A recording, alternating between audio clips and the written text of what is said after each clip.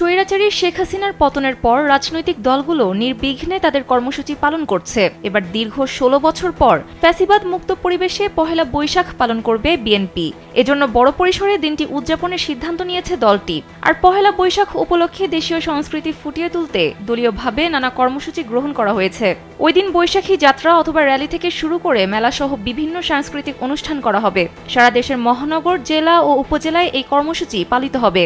সোমবার রাতে রাজধানীর গুলশানে বিএনপির চেয়ারপারসনের রাজনৈতিক কার্যালয়ে দলের জাতীয় স্থায়ী কমিটির বৈঠকে এই সিদ্ধান্ত হয়। বিএনপির ঢাকা বিভাগীয় সাংগঠনিক সম্পাদক কাজী সাইয়েদুল আলম বাবুল গণমাধ্যমকে জানান, পহেলা বৈশাখে সারা দেশে দলীয়ভাবে নানা কর্মসূচি হাতে নেওয়া হয়েছে।